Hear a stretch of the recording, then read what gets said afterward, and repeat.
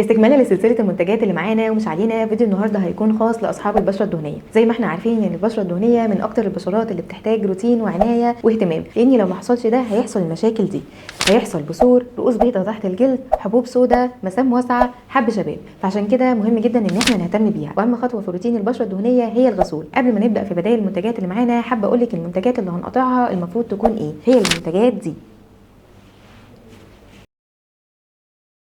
مهم جدا تكوني عارفه شويه معلومات عن الغسول. الغسول لازم يكون ان هو بينظف كويس، بيشيل خلايا الجلد الميت، بيشيل طبقه الدهون على البشره بس من غير ما يسبب لها جفاف. بدل المنتجات اللي هتكون معانا النهارده، اول واحد هيكون ديرماتيك. ديرماتيك بيتميز ان هو فيه زيت شجره الشاي، ودي حاجه كده هتقلل الالتهاب اللي حاصل في البشره وتنظم افراز الدهون، وكمان فيه مواد مرطبه. ديرماتيك بيتميز ان هو مناسب للبشره المختلطه والبشره الدهنيه الحساسه، لكن مش مناسب للبشره الدهنيه قوي. تاني غسول معانا هو غسول سيباكلور. سيباكلور ده انتاج شركه حياه، بيتميز ان هو فيه ساليسيليك اسيد، ودي حاجه هتقشر البشره بلطف وتساعد الغسول ان هو ينظف كويس. وكمان في زيت شجره الشاي، وفي زنك BCA، ودي حاجه هتنظم افراز الدهون وليها علاقه بالحبوب. بس كده في كمان مواد ترطيبيه بحيث ان الغسول ما يبقاش هارد على بشرتك. شركه حياه منزلين سيباكلور اكتيف جل، وده جل تقشيري مهم جدا ان انت تستخدميه على الاقل مرتين في الاسبوع، وده هيساعد بشرتك ان هي تقدر تستقبل الغسول احسن واحسن. رابع منتج معانا هو ارجنتو، برضه بيتميز ان هو تنظيفه هيكون كويس وفي مواد ترطيبيه عاليه. خامس منتج معانا هو ستارفيل. ستارفيل بيتميز ان هو هينظف البشره الدهنيه كويس جدا لدرجه انه ممكن ينشفها، ودي هتكون ميزه لاصحاب البشره الدهنيه اللي عندهم حبوب شديده.